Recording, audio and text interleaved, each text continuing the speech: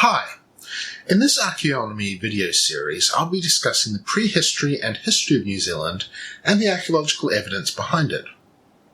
The history of New Zealand is full of misinformation and myth, perpetuated by our education system. I was taught things about New Zealand history in high school that I'd learned in university had been disproven back in the 1960s. This is part 1, where I hope to give a general overview of the prehistory of New Zealand. Arguably, New Zealand's entry into world history was the Hatepe eruption around 180 AD, one of the most violent volcanic eruptions on Earth in the last 5,000 years. This immense explosion in large Lake Taupo in the centre of the North Island devastated the landscape for 80 kilometres, which is 50 miles, around, and ejected staggering amounts of ash into the atmosphere. It's possible that the strange phenomena noted around the time of the eruption by the Greek historian Herodian of Antioch, who wrote, "Stars became visible by day, and others became elongated and seemed to hang in midair," and also by the Chinese historian Fan Ye, who wrote that the sky seemed to burst into flame, were the result of the enormous amounts of ash in the atmosphere, which would somehow have had to have spread to the northern hemisphere. At the time of the eruption, there were no humans in New Zealand.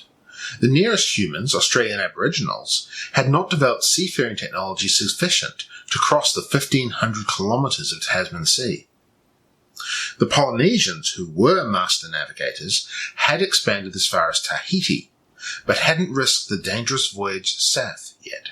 The accepted date for the discovery and colonisation of New Zealand by the East Polynesian ancestors of Maori is currently around 1250 to 1300 AD. Maori oral history speaks of the discovery and colonisation of the country, and Maori groups place great value on the named waka that their ancestors arrived on. An important thing to understand when considering these waka is not to think of them like the Maori waka of today, which are only really suitable for rivers and near the coast.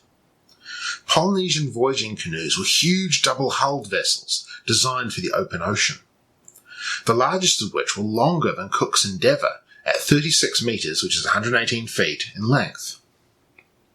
They were crewed by master navigators, who at the time of New Zealand's discovery would push out eastwards as far as Hawaii, Easter Island and South America, and bring back crops that would become staples around Polynesia. Archaeologists divide the prehistoric occupation in New Zealand by Maori into 2 phases, archaic and classic. The terms themselves are somewhat controversial, and some Maori also object to the use of the word prehistoric. I'm using it here in the purest academic sense, the period of human activity before written history. The archaic phase extends from around 1250 until 1500 AD, and the classic phase from 1500 to 1769. Like any exercise in pigeonholing human culture, there'll be overlap between the two, and geographic variation in the timing of the change between the phases. When the ancestors of Maori first discovered New Zealand, it must have been like all their Christmases had come at once. New Zealand was a huge landmass compared to the islands of East Polynesia, and its forests were full of bird life, including the flightless moa, some species of which were absolutely enormous. Moa were more numerous in the South Island, likely due to the destruction caused by the Taupo eruption in the north. The untouched land was also rich in shellfish, fish, seals, and coastal birds. Archaeological sites in this period show a practice of establishing villages at river mouths, sending hunting parties inland for birds, while collecting seafood at the coast. Lithic resources for the manufacture of stone tools around the country were quickly identified, and the highest quality materials were extensively traded around the country in this early phase.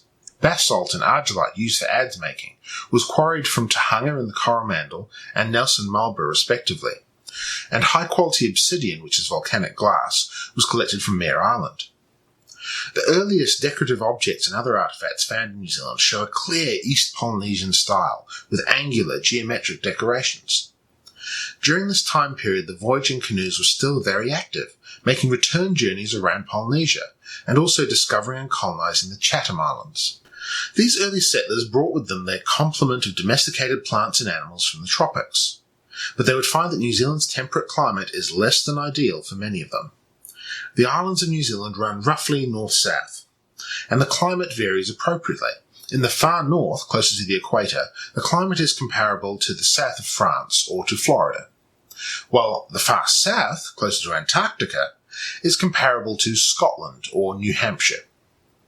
The climate in the Chathams is very much like the Scottish Isles. The domestic plants that survived the introduction to New Zealand were the kumara, taro, gourd, and paper mulberry. The animals were the Polynesian dog, or kuri, and the Polynesian rat, or kiore. We do not know why pigs and chickens were not successfully introduced by Maori. Certainly when Captain Cook released pigs into the wild of New Zealand, they thrived. Technology-wise, the first settlers of New Zealand were in the Neolithic period. They had sophisticated stone tool technology, but no knowledge of metallurgy. That being said, a couple of technologies usually associated with Neolithic peoples were not present here. The Polynesians had abandoned or lost the art of making pottery or ceramics, and any evidence of Maori using bows and arrows is extremely rare. As a result, archaeologists don't have mounds of broken ceramics or ancient battlefields peppered with arrowheads to study here. Quite a few examples of these early settlements around the coast have been investigated by archaeologists I've mentioned in past videos, including Shag Rivermouth, Wairau Bar, Palliser Bay, and Tairua. I've spoken before about the Anaweka Waka found recently, which is a fragment of one of these large double-hulled canoes used by early Maori. There is no evidence for warfare in the archaic period. The population density was low, and none of the settlements were fortified. The impression that's given by the evidence is that you had seafaring Polynesian settlers arriving to an amazing land of plenty, spreading out and remaining highly mobile.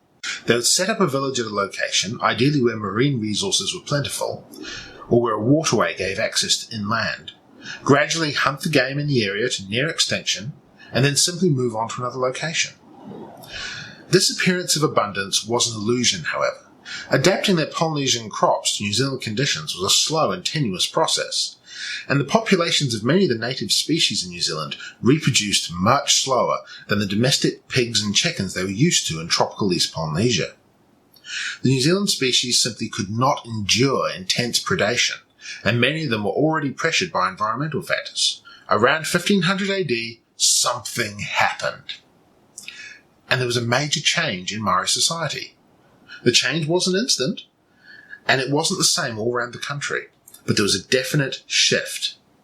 Archaeologists use this point in time to divide the archaic and the classic phases of Maori culture.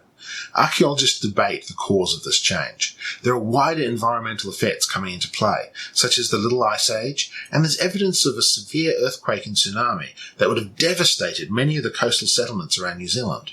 We do know that the moa were hunted to extinction, and the seal colonies extirpated from the mainland. The large ocean-going voyaging canoes appear to have disappeared, and New Zealand became cut off from the wider Polynesian world. And the Chathams, in turn, were cut off from the mainland of New Zealand. The Maori people of the Chathams, named the Moriori, would develop in complete isolation from their mainland kin until their violent reunion in the 19th century. Maori had a rapidly growing population. No pigs or chickens, the moa and seals were gone, and the demand for good agricultural land increased. For the first time, we see fortifications, pa, being built, and evidence of warfare. The climatic conditions in the South Island limited where their tropical crops could grow, and thereby limited both the population and number of pa in the South Island. Stone tools changed in form. Instead of the variety of sophisticated, specialized forms similar to Polynesian styles, made from the best stone traded around the country, tools in this period were being made from whatever local sources of stone were available, showing a breakdown in the trade network. The use of these less-than-ideal materials meant that the designs had to be simple, rugged, and generalized. Obsidian was still widely traded, though. Maori, by this point in time, had worked out the technique of shaping pounamu, or nephrite, a type of jade found in the South Island that could be laboriously crafted into very high-quality weapons, jewelry, and tools. And pounamu would become the most valuable material in Maori society. In terms of art, individual regional Maori styles would develop, separate from the rest of Polynesia, and distinctive by its use of spirals and curved lines. Maori agriculture focused on growing kumara and taro, and exploiting seasonal resources such as seafood and forest foods. Useful native plants previously only endemic to one area of the country, such as the karaka, would be spread across the country and would become very important in the Chathams, where the karaka is known as the kopi. There's genetic evidence for selective breeding in karaka, and some modern karaka are very heavily cropping trees, producing vast amounts of orange fruit with edible flesh and a kernel that, if processed correctly to remove its very dangerous poison, can be eaten. Old karaka groves, sometimes with names, can often be found near to former Maori settlements. The kopi trees in the Chatham Islands had their trunks carved and decorated with dendroglyphs.